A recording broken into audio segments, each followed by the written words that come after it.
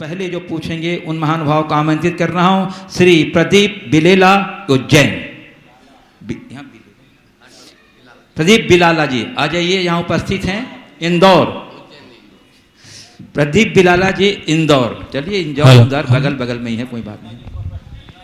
हाँ, जिन्हें जिन्हें प्रश्न पूछना है कृपया यहाँ आ जाइए पिछले पंक्ति में। वे आ रहे हैं, तब तक महाराज श्री जी श्री चरणों में आप सबकी ओर से नमोस्तु करते हुए श्रीमती उषा जैन उज्जैन से पूछ रही है, मुनिराज को जन्म प्रतिमा क्यों माना जाता है? माइक चालू करो महाराज श्री का। रुकना। देखिए, प्रतिमा दो तरह की होती है, एक स्थावर और एक जंगम। प्रतिमा का अर्थ बताते हुए आचार्य कुंद ने कहा है कि जो रत्नत्रय का संदेश दे वो प्रतिमा है। उन्होंने मुनि मुद्रा को प्रतिमा कहा है। और चूंकि मुनिराज चलते फिरते हुए रत्नत्रय का सार बताते हैं, इसलिए मुनियों को जंगम प्रतिमा कहा, और भगवान जो मंदिर में विराजते हैं उन्हें स्थावर प्रतिमा के रूप में जाना जाता है। आगे आइए, चलिए। प्रमोद जी बिलाला इंदौर से, प्रदीप जी बिलाला इंदौर। सुनील जी बिलाला बोलो। महाराज जी, 11 माला का फेरने का नियम लेने पर यदि प्रमादवश नहीं फेर पाए तो दोष लगता ही है। हाँ। लेकिन यदि चौका लगा रहे हैं, धार्मिक अनुष्ठान में बैठे हैं, वो मान लो बीमार हो गए हैं, तो भी दोष लगता है क्या? देखिए, जितना हमारा संकल्प है उसमें प्रमादवश कभी शिथिलता नहीं होनी चाहिए। अन्य धार्मिक व्यस्ततावश यदि कभी कुछ कमी हो जाए तो जैसे उससे फ्री हों उससे दूना उसके प्रायश्चित स्वरूप करके उसको कवर कर लेना चाहिए। प्रायश्चित मतलब जितना छूटा उससे डबल कर लो। अच्छा, चलो। नमोस्तु महाराज जी, मेरा यह प्रश्न है कि हमें किसे अपना गुरु बनाना चाहिए? हमें किसे अपना गुरु बनाना चाहिए? जो हमारे जीवन के मार्ग को साफ सुथरा बना दे, जिसके संपर्क और संसर्ग से हमारा कल्याण हो सके, जो हमें आध्यात्मिक प्रेरणा दे सके, वही सद्गुरु बनाने के योग्य होते हैं। आचार्य समंतभद्र महाराज के कथनानुसार विषयासा वसाती तो निरारंभो परिग्रह ज्ञान ध्यान तपोरक्त तपस्वी स प्रशस्यते। जो विषय और उसकी आसक्ति, 5 इंद्रियों के विषय यानी भोग विलास से दूर हो, जो आरंभ यानी घर गृहस्थी के कार्यों से मुक्त हो और परिग्रह से रहित हो, ज्ञान ध्यान और तप में लीन रहने वाले हैं, वे ही सच्चे तपस्वी के रूप में गिने जाते हैं।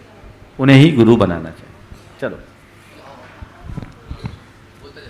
नमोस्तु महाराज जी, अपना हमारा मन इतना चंचल क्यों है? मन चंचल है क्योंकि वो मन है। मन का स्वभाव ही है चंचल, समझ गए? तो इस चंचल मन को रोकना ही प्रभाव हमारी साधना है। मन चंचल है लेकिन उसको नियंत्रित किया जा सकता है। धर्म की साधना और आराधना अपने इस चंचल मन को रोकने के लिए ही की जाती है। आगे महाराज जी। नमोस्तु महाराज जी। नमोस्तु महाराज जी। इसके बाद सनत कुमार जैन मुंड्रावली तैयार रहे। महाराज जी, यहाँ से 20 भगवान मोक्ष गए हैं, लेकिन 24 भगवान की टोंकी क्यों है? इसलिए बना दिए 24 भगवान के टोंक की 4 के लिए हम और कहीं न जा पाए तो कम से कम यहाँ उनकी वंदना तो कर लें। 20 के हुए, इस काल दोष से 24 नहीं हुए, होना था 24 के, पर टोंक बना दी गई सुविधा से कि कम से कम भाव वंदना तो हम उनकी कर ले स्थापना निक्षेप के माध्यम से। अब कैलाश पर्वत तो सब कोई जा नहीं सकते हैं, तो जैसे नंदीश्वर द्वीप हम लोग नहीं जाते, यहीं पर नंदीश्वर द्वीप बना लेते हैं, ऐसे ही टोंकों पर ये 4 टोंक अतिरिक्त बना दी गई। लेकिन हमारी भावना होनी चाहिए मूल क्षेत्र पे जाके वंदना करने की। चलिए। नमोस्तु महाराज।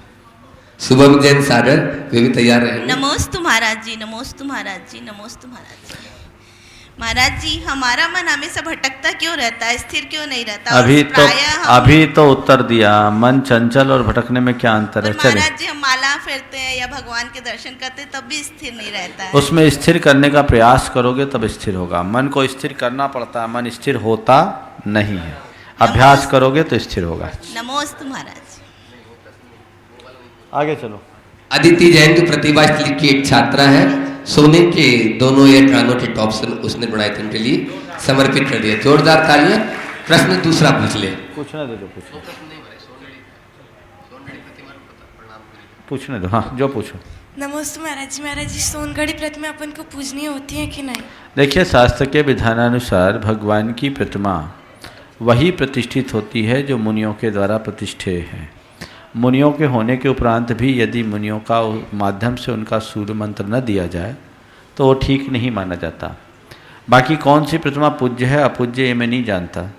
आचार्य इंद्रनंदी ने अपने नीतिसार ग्रंथ में लिखा है कि जैनाभासों के द्वारा प्रतिष्ठित प्रतिमाएं अपूज्य है। सबको अपने विचार और विवेक से काम करना चाहिए। चलिए इसके बाद में तैयार रहे सनक कुमार जैन मुंड्रावली। लो जो सामने उनको करो ना, आ जाओ जो है जो भी आते जा रहे हैं, जिनको प्रश्न पूछना है आज कोई और जो प्रश्न पूछना चाह रहे हैं क्रम से आते जाए। जो प्रश्न पूछ चुके हैं वो दोबारा आके न पूछे, ये निवेदन है। नमस्ते गुरुदेव, मेरा प्रश्न है मृत्यु के गुणस्थान 1, 4, 7 और 13 में निर्माण माना गया है, फिर 14 में 85 प्रकृति का सत्व विच्छिति कैसी होती है? देखिए, मृत्यु के गुणस्थान नहीं है, ये कार्मण का योग के गुणस्थान। मरण के तो 1, 2, 4 ही है, समझ गए। जब विग्रह गति में हमारा अगर गुणस्थान होगा तो पहला होगा, दूसरा होगा, चौथा होगा। कार्मण का योग में चूंकि समुद्घात जब केवली भगवान करते हैं तब उनके लिए 3 समय के लिए कार्मण का योग होता है। और 14वें गुणस्थानवर्ती अयोगी होते हैं, उनके सारे कर्म नष्ट नहीं होते हैं, वे अभी इस शरीर के साथ संसार में रहते हैं। उन कर्मों का क्षय 14वें गुणस्थान में होता है। इसलिए उन प्रकृतियों का जब तक क्षय नहीं करेंगे मोक्ष कैसे होगा? क्लियर हो गया? चलिए थैंक यू। श्रीमती विमल जी डोदा बिफू आसम जो शिरोमणि संरक्षक के रूप में जुड़ी है। महाराज श्री शूद्र जल वाले त्यागी जब ओसवाल या सितंबर या अग्रवाल घर में आके खाना बना देते हैं तो उसका हाथ का खाना खा सकते हैं क्या? अरे शूद्र जल का त्याग करने की जगह शूद्र प्रवृत्तियों का त्याग करना चाहिए। मैं तो आप सबसे कहता हूँ शूद्र जल छोड़ने की जगह शुद्ध जल पीने का नियम लो। अनछने पानी का त्याग करो। मैंने बहुत से ऐसे शुद्ध जल के त्यागियों को देखा जो शुद्ध जल का त्याग करके आए और यहाँ आरओ का और वाटर कूलर का पानी पी रहे हैं, जो कि वो छना हुआ पानी नहीं है, उसमें श्रावक के मूल गुण का भी पालन नहीं होता। हमारे यहाँ जल गालन का नियम है और जल गालन के हिसाब से ही काम करना चाहिए। आज के युग में किसी को शूद्र कह देना उसके ऊपर एक प्रकार की नस्लीय टिप्पणी जैसा अभियोग का भी कारण बन सकता है। इसलिए इन सब चीज़ों में ज़्यादा खींचातानी करना मेरे समझ से परे। जी नमस्ते आगे। नमस्ते महाराज जी। महाराज जी आजकल सभी जगह जिनवाणी सही तरीके से विराजमान नहीं होती, उसका क्या उपाय है? हमारे यहाँ जिनवानी को पूज्य माना गया है, पर जिनवानी की अलग से वेदी बनाने की परंपरा नहीं रही। मंदिर के शास्त्र भंडार में जिनवानी होती है, वहाँ बैठ कर के लोग उसे नमन करते हैं और वहीं अपना स्वाध्याय आदि करते हैं। इसलिए जो रूप है वही होना चाहिए, अलग से वेदी बनाने का विधान शास्त्रों में नहीं दिखता। चलिए। नमोस्तु महाराज जी, मेरा प्रश्न ये है कि अगर कोई जीव तड़प रहा है या तड़प के मर रहा है और अगर हमने उसे बचाया तो उसमें हमारे हाथों ही उसकी मृत्यु हो गई, तो हमें क्या दोष लगेगा?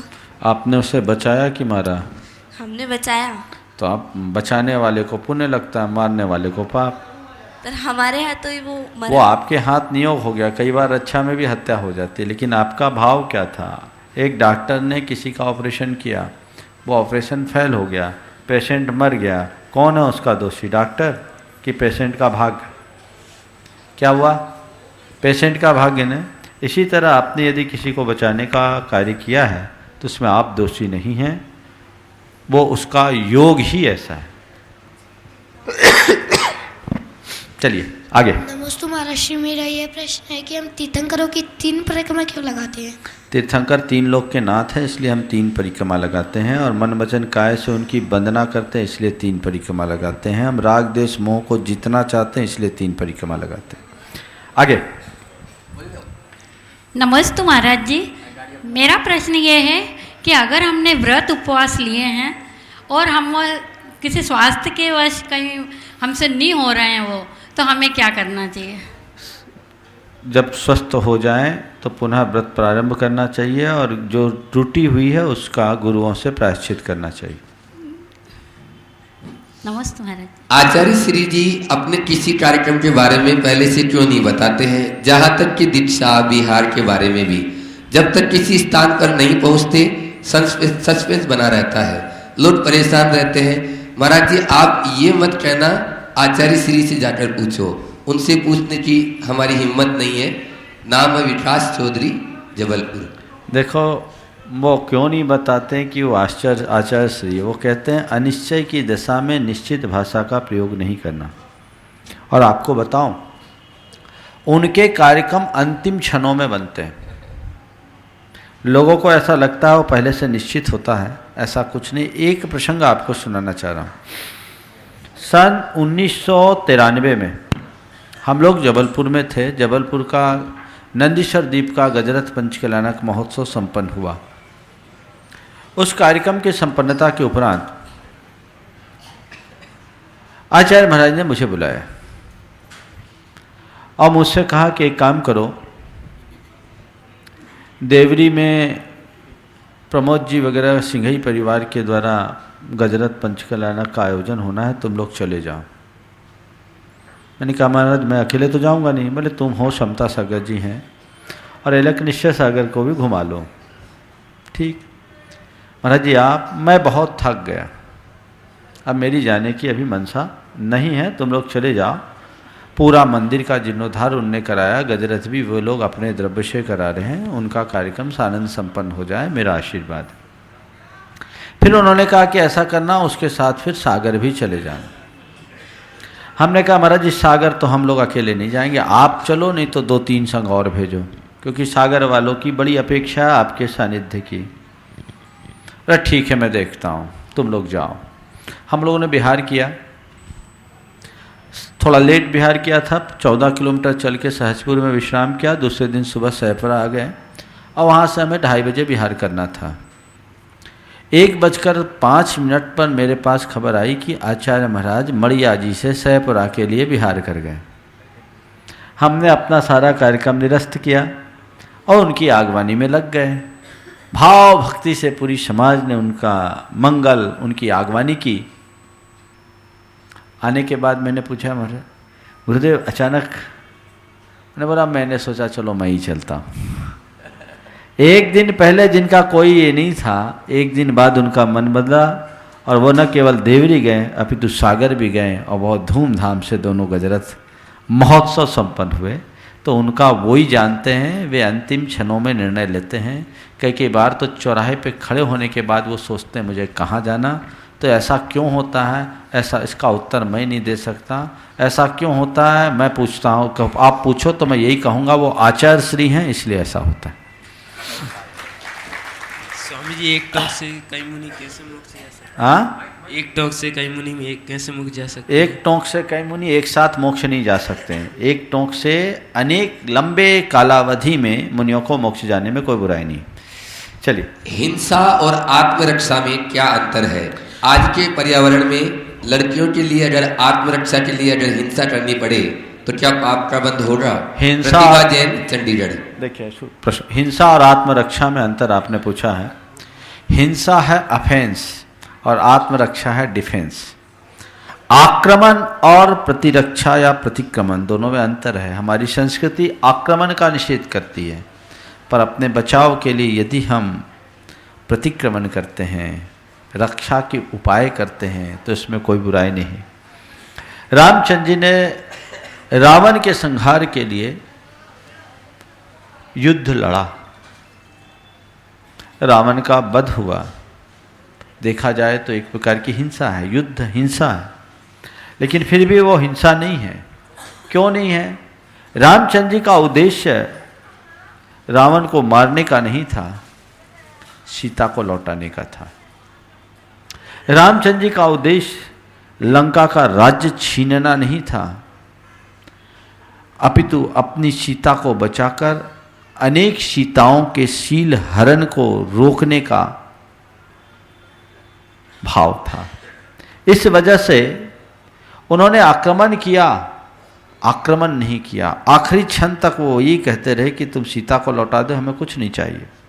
और बाद में उन्होंने वही किया। लंका को जीतने के बाद उन्होंने विभीषण को राज्य सौंप दिया, खुद नहीं लिया, विभीषण को राज्य सौंप दिया। तो ऐसे ही अपने साथ ये करना चाहिए।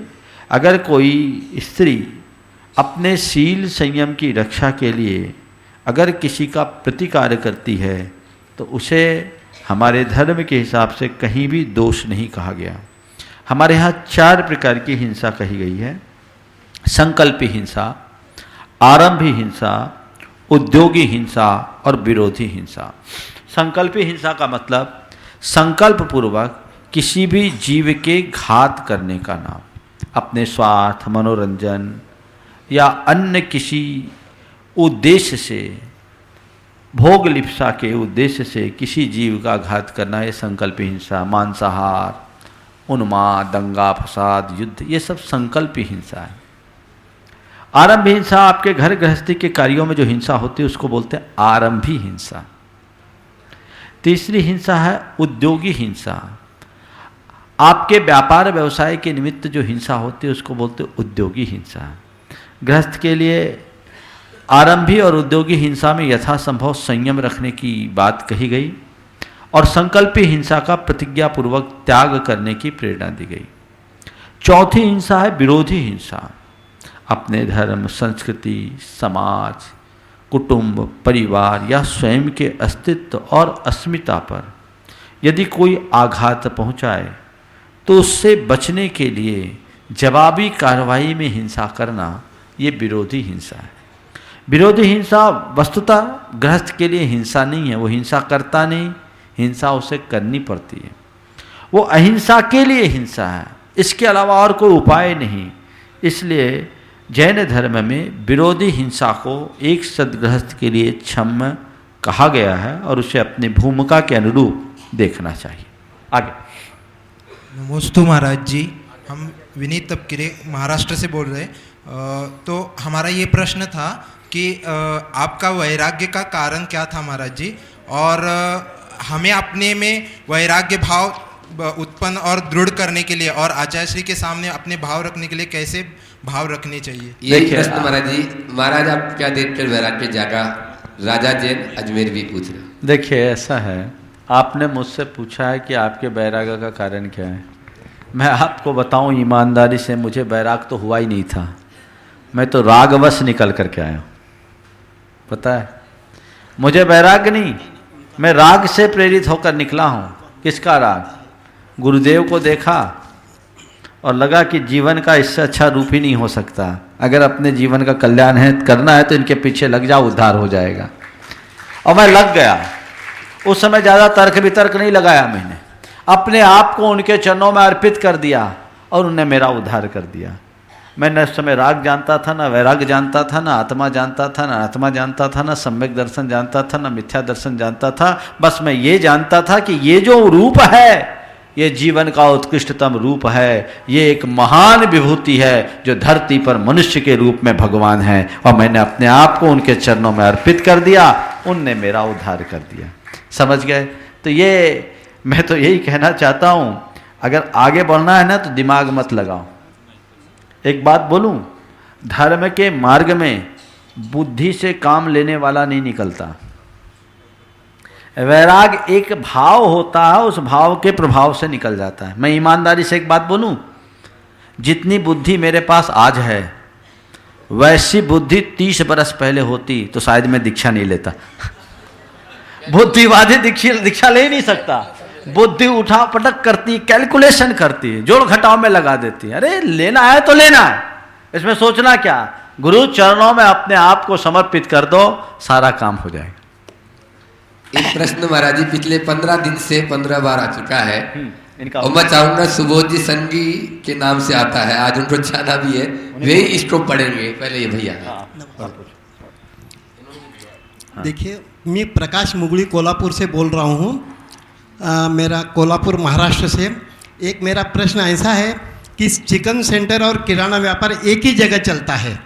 हमारे दुकान से उनका जो हमारा किराना माल जाता है, उनको हम माल भेजे क्या नहीं भेजे?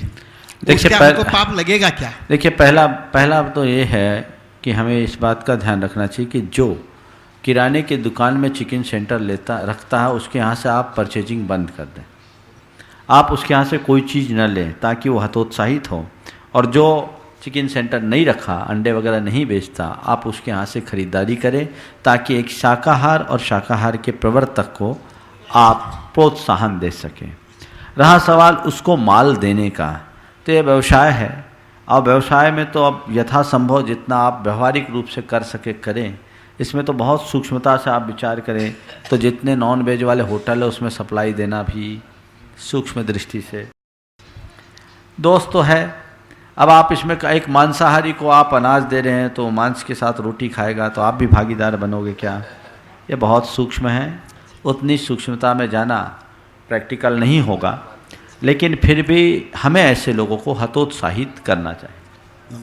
इन्होंने बहुत ही सुंदर एक डोनाइतन का ये है कार्ड बनाया है, जोरदार तालियों से बंधु अपने वहां से बना के। ये प्रतिमा पार्क ट्रस्ट कोल्हापुर वालों ने बना के भेजा है। मैं भी ट्रस्ट का एक ट्रस्टी हूँ, बहुत सुंदर, यानी उन्होंने भेजा है यहाँ। बहुत बढ़िया। और महाराज जी को बोला है कि एक बार आप कोल्हापुर में आके हमारा परिवर्तन कर दिए, जैन समाज का ध्वज ऊंचा रहे। ओम ओम, बहुत अच्छा कार्य है। कोल्हापुर देश का एक पहला स्थान जहाँ प्रतिमाधारियों के लिए कितने फ्लैट बना रहे हैं आप लोग? 80 फ्लैट परिवार वालों के जो केवल प्रतिमाधारियों के लिए है, व्रतियों के लिए, और उसका नाम उनने प्रतिमा पार्क रखा है। देश का एक बहुत अच्छा उदाहरण। बहुत आचार्य श्री के ही सब ये बहुत सुंदर। संगीत जी का प्रश्न महाराज, हम आपके सामने खड़े होकर रोज रिकॉर्डिंग करते हैं और वही पूछा यार खड़े तो हो जाओ भैया, हम पढ़ रहे हैं ना, उसमें भी उनको आने दो दीदी, खड़े होने में भी थोड़ी यार पढ़ना है। हम आपके सामने खड़े होकर रोज रिकॉर्डिंग करते हैं और आपके द्वारा दिए गए वचनों की DVD, pen drive, cassette, card channel के माध्यम से देश विदेश तक के लोगों को धर्म लाभ कराते हैं। क्या हमें कुछ पुण्य प्राप्त होगा? क्या ये धर्म प्रभावना नहीं है? नहीं होगा तो आप आशीर्वाद ही दे दें। सुबोध संघवी जबल। मन लगा के करोगे तो पूरा पुण्य मिलेगा और कंजूसी करोगे तो गड़बड़ा जाओगे। चलिए बिलाला जी, श्रीमती बिलाला। नमस्ते महाराज जी, मेरा क्वेश्चन है मंदिरों में और तीर्थ क्षेत्रों में आजकल पहले मतलब जो अभिषेक के समय की पाबंदी लगा दी जाती है, या तो 8 बजे या 7 बजे, और यदि किसी ने नियम ले रखा है कि वो अभिषेक करेगा तो यदि उस टाइम में उसकी कोई प्रॉब्लम आ जाती है तो फिर उसके लिए क्या उपाय है? वो यदि अभिषेक करना चाहता है तो अगर आपको अभिषेक करना है तो टाइम मिला करके ही जाना चाहिए। जैसे आप ट्रेन और प्लेन को टाइम पर पकड़ते हैं, पिक्चर जाना होता है तो टाइम मिला के जाते हैं, तो मंदिर भी जाना हो तो टाइम मिला करके जाएं ताकि आपके द्वारा संपादित अभिषेक की क्रिया ना होकर अभिषेक महोत्सव का रूप ले ले। हाँ, वो ठीक है, किसी परिस्थितिवश यदि आप कभी न पहुंच पाएँ तो उस दिन ऐसा करना चाहिए, शुद्ध वस्त्र पहन के भगवान का स्पर्श करके भगवान से क्षमा याचना करना चाहिए और उस दिन 1 नमोकार की माला फेर लेनी चाहिए। प्रायश्चित के रूप में और किसी चीज़ का त्याग कर देना चाहिए, लेकिन मंदिर की व्यवस्था को बिगाड़ने का प्रयास नहीं करना चाहिए। सनत कुमारी जैन, अहमदाबाद। नमस्ते महाराज जी।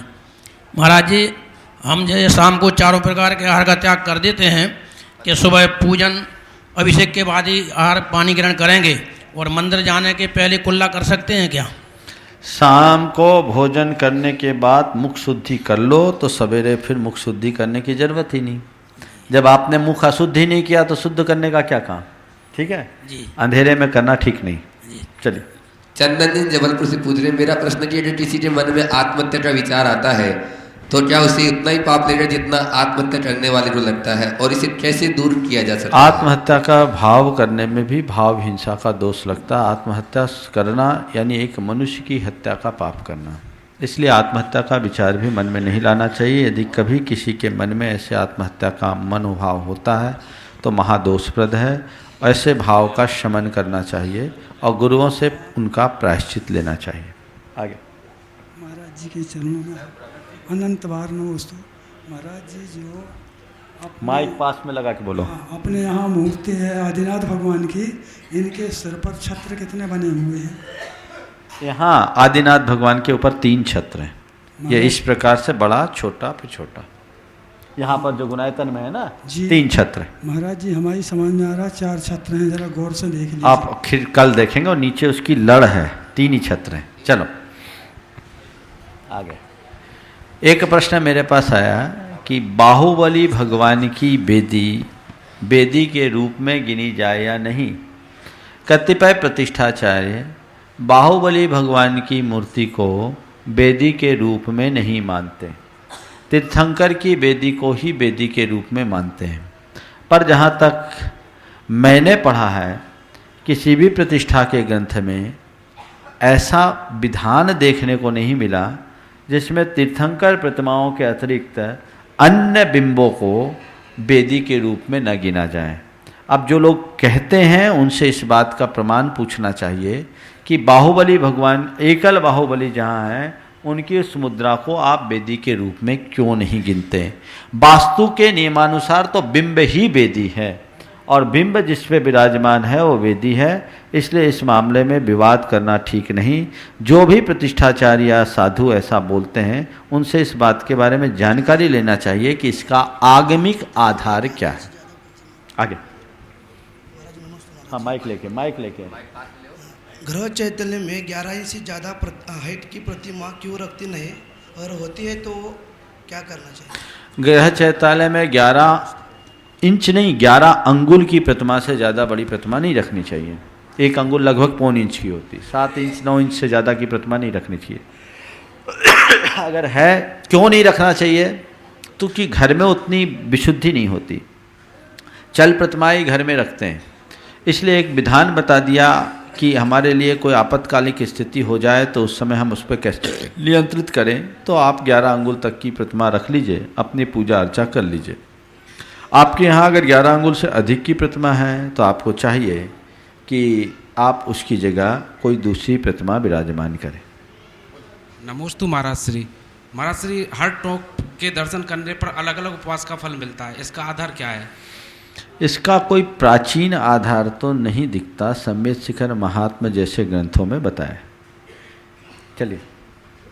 पीयूष जैन बमोरी से पूछ रहे हैं कि किन्हीं मुनि महाराज के आगे राष्ट्र संत लगाते हैं, ऐसा क्यों? मुनि महाराज तो त्रिलोक पूज्य हैं, समझ गए। 3 लोक में जिनकी पूजा अर्चा हो वो मुनि होते हैं। पंच परमेष्ठी की आराधना तीनों लोकों के प्राणी अपनी अपनी भूमिका के अनुसार करते हैं। अब उन मुनि महाराज के साथ राष्ट्र में लगाना उनका डिमोशन हो जाना है, समझ गए। अब जिनको लगता और लगाते हैं वो जाने। राष्ट्रीय क्यों? जिनकी वंदना स्वर्ग नरक के अधोलोक ऊर्ध्वलोक मध्यलोक सब लोकों के जीव करते हों, उनके लिए राष्ट्र का विशेषण लगाना समझ से परे है। शालिनी विनायका गया से, अगर किसी के घर में महाराज का आहार होता है और उनके चरण पाटे पर उबर जाए तो क्या ये शुभ लक्षण? और अगर 2 चरण की जगह 1 ही चरण की छाप पड़े तो क्या अशुभ होता है? क्या शुभ है और क्या अशुभ, आप ही बताएं। मेरे को ये चरण और चरण की छाप का गणित ही समझ में नहीं आया। जिनके छाप उघड़े उनसे पूछना, हमें और हमारे गुरु के तो कहीं नहीं उघड़े। चलिए। कर्मवाद और कर्म सिद्धांत में क्या अंतर है? आकाश जैन, वाराणसी। कर्मवाद, वाद कहो सिद्धांत कहो, बात एक ही है। अनेकांतवाद अनेकांत सिद्धांत, कर्मवाद कर्म सिद्धांत, ये बात एक ही है। आने वाले दिनों में मैं आप सबसे कर्म सिद्धांत के बारे में 7 दिन तक लगातार चर्चा करूंगा। आगे। नमस्ते महाराज श्री।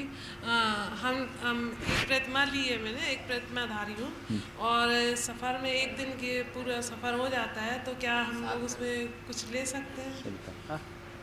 हाँ, क्या बोल रही?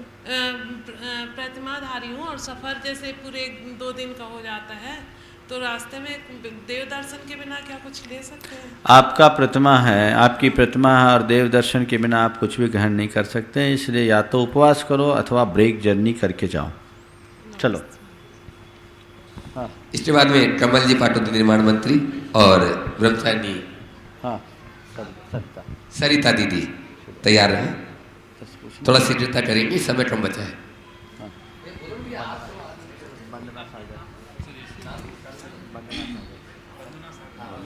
नमोस्तु महाराज जी।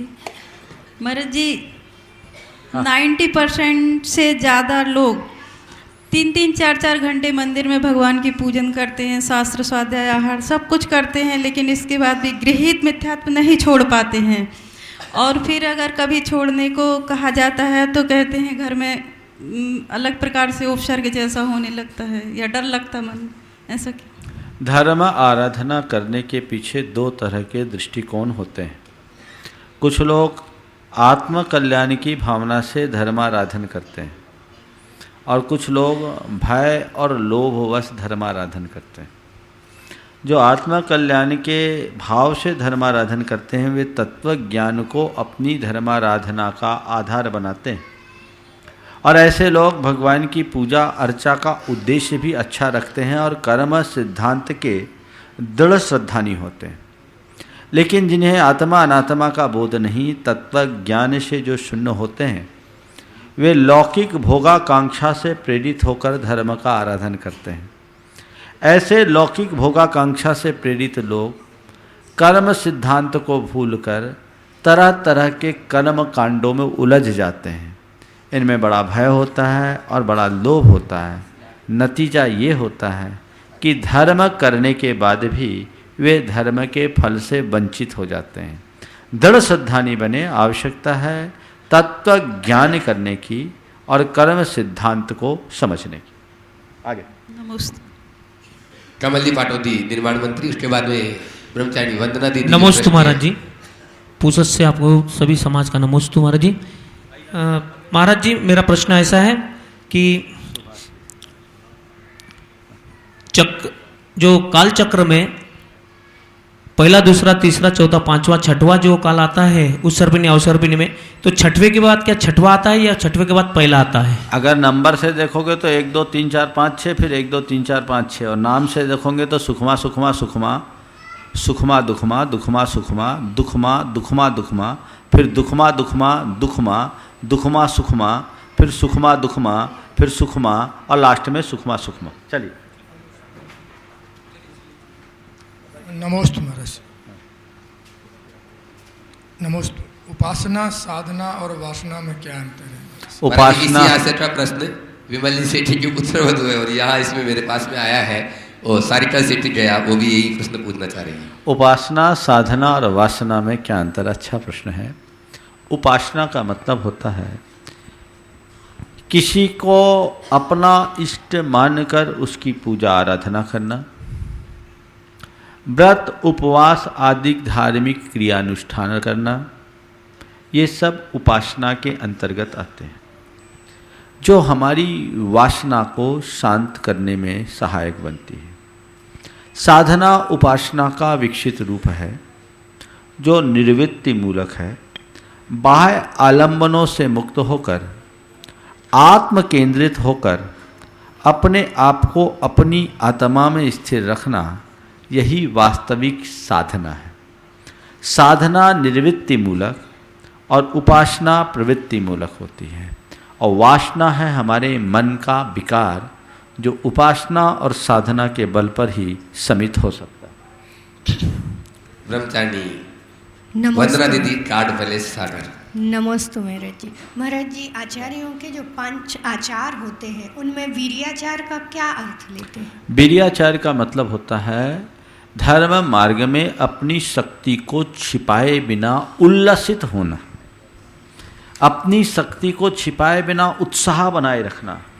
वीर का मतलब होता है शक्ति, तो शक्ति का उल्लंघन भी नहीं करना और शक्ति को छिपाना नहीं, और अपने मार्ग में, अपनी साधना में, अपनी चर्या में, अपनी क्रिया में निरंतर उत्साहित बने रहना, ये है वीर्याचार। हाँ। सुभाष जी जैन में दिल्ली, जो डोनाइसन जी चीफ एडमिनिस्ट्रेटर। नमस्ते महर्षि। महर्षि, मैं कई बार विचार कर रहा था कि ये संसार कर्म रूपी वर्गनाओं से भरा हुआ है और हमारे विचारों के अनुसार वो वर्गनाएं कर्मों के रूप में हमारे आत्मा में आते हैं। तो कर्म वर्गनाएं चूँकि पुद्गल स्वरूप है, तो हमारे विचारों का उसके ऊपर कैसे परिणमन में इफ़ेक्ट पड़ता है, वो मैकेनिज़्म क्या है, इसमें देखिए, कर्म और आत्मा का जो संबंध है वो एक प्रकार का रासायनिक संबंध है। हमारे यहाँ कहते हैं स्निग्ध रुक्षत्वाद बंध, स्निग्ध और रुक्ष गुणों के निमित्त से बंध होता है। और राग देश को भी स्निग्धता रुक्षता के तरह जोड़ा गया है। तो हमारे अंदर के जो राग देश होते हैं, उन राग देश के निमित्त से कर्म के परमाणुओं में ऐसा केमिकल चेंज होता है जो वो हमारी आत्मा से चिपक जाते हैं। हमारे मन वचन काय की प्रवृत्ति से कर्म के परमाणु हमारी ओर आकर्षित होते हैं और हमारे अंदर के राग देश के कारण वो हमारी आत्मा से चिपक जाते हैं। तो हमारे भाव का हमारे शरीर के अंदर रहने वाले रसायनों पर भी अंतर पड़ता है। ये प्रश्न यदि आज से 50 बरस पहले पूछा होता तो शायद इतना अच्छा उत्तर नहीं मिलता। लेकिन आज हम ये बात जानते हैं कि हमारे चिकित्सक और मनोविज्ञान के क्षेत्र में तो और डेवलप हुआ है कि ये जानते हैं कि हमारे शरीर में किन किन प्रकार के रसायनों की कमी से कैसी कैसी भाव दशा होती है और किन किन प्रकार के रसायनों का विशेष प्रयोग करने से हमारी भाव दशा में कैसे परिवर्तन आता है। तो ये बात बहुत स्पष्ट हो गया कि रसायनों का हमारे भावों पर और हमारे भावों का रसायनों पर अंतर होता है। तो ये हमारे भाव का प्रभाव कर्म के ऊपर पड़ता है, कर्मों में रासायनिक परिवर्तन होता है और कर्मों के रासायनिक परिवर्तन का प्रभाव हमारी भाव दशा में होता है। ये दोनों निमित्त नैमित्तिक संबंध है, इसलिए कर्म जड़ है और आत्मा चेतन है, तो भी दोनों का ये गठबंधन अनादि से बना हुआ। नमस्ते महर्षि।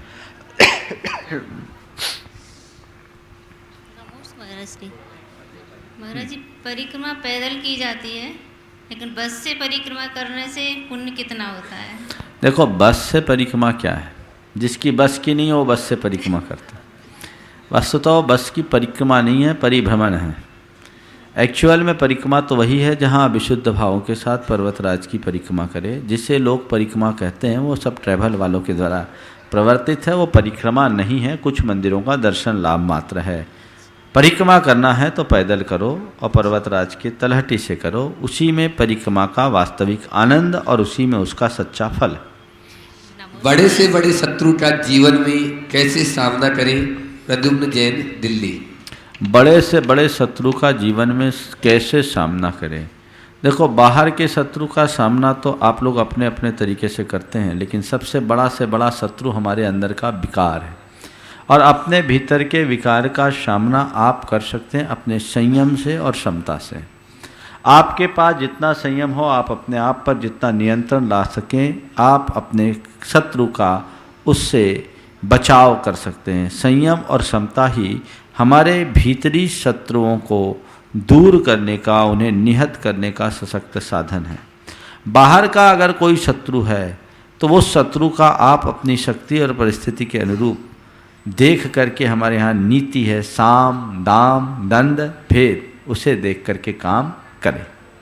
आगे सम्यक जैन बड़ोदरा से पूछ रहे हैं, महाराज जी मेरा सवाल है कि हम जो भी चीज़ें खाते हैं, फल सब्जी भाजी फसल वगैरह, सब में जीवत्ता तो होती ही है, तो फिर हम जैन इन्हें क्यों खाते हैं? जबकि जैनिज्म का मोटो ही अहिंसा परमो धर्म है और हम जैन नॉनवेज भी इसी वजह से नहीं खाते। एक भाई ने मुझसे ऐसे ही पूछा था कि सब्जी में भी जीव है और प्राणी में भी जीव है, तो हम साग सब्जी खाएं या मांस खाएं बराबर है, क्योंकि तो जीव दोनों हैं, फिर शाकाहार की दुहाई क्या? मैंने उस दिन जो जवाब दिया वो आज के इस प्रश्न के संदर्भ में फिर से दोहराना चाहता हूँ।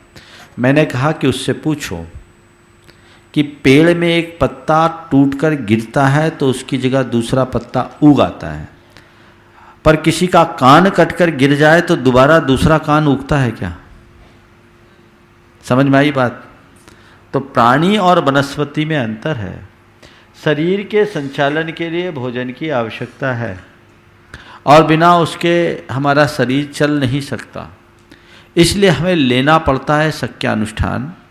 पर इसके लिए हमारे यहाँ ये विधान किया गया कि वनस्पति का सेवन करें, क्योंकि उनकी आयु उतनी ही होती है और प्रकृति ने उसे उसी लिए तैयार किया है और वो हमारे प्रकृति के अनुकूल भी है। मांस आदि हमारे प्रकृति के अनुकूल नहीं है, इसलिए दोनों को एक मानना कतई उचित नहीं है। पेड़ से फल साग सब्जी तोड़ लेने के बाद भी पेड़ जिंदा रहता है, पर किसी प्राणी का मांस निकाल लेने के बाद उसका जीवित रहना संभव नहीं होता। इसलिए हमारा सिद्धांत है जियो और जीने दो। ममता सोरानी जापान से, जिनका प्रश्न है शायद उपस्थित भी हो, यदि हो तो मंच पर चले आए।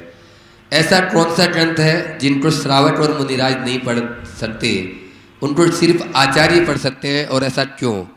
ऐसा कोई विधान नहीं कि जिसे केवल आचार्य ही पढ़। प्रायश्चित ग्रंथ, प्रायश्चित ग्रंथ को पढ़ने की आज्ञा केवल आचार्य को है, क्योंकि दंड विधान यदि मुनि पढ़ लेगा तो अपनी चर्या में फिर वो स्वतंत्र हो जाएगा। उसे पहले से पता लग जाएगा इस दोष का ये दंड है, तो खुद ही दोष करेगा, खुद ही दंड लेने लगेगा। इसलिए प्रायश्चित ग्रंथ, जिसे छेद सूत्र की संज्ञा दी गई, छेद सूत्र को पढ़ने का अधिकार आचार्य को है, अथवा आचार्य से की आज्ञा से चिर दीक्षित मुनि को, इसके अलावा अन्य किसी को नहीं। इस प्रकार आज के इस शंका समाधान का सत्र यहाँ पर संपन्न हुआ। मैं अपनी वाणी को यहाँ पर विराम ले रहा हूँ। सभी के लिए मंगल आशीर्वाद देते हुए बोलिए परम पूज्य आचार्य गुरु हम दोनों हाथ जोड़ते हुए परम पूज्य महाराज श्री श्री चरणों में नमोस्तु, नमोस्तु महाराज जी, नमोस्तु महाराज जी, नमोस्तु महाराज जी।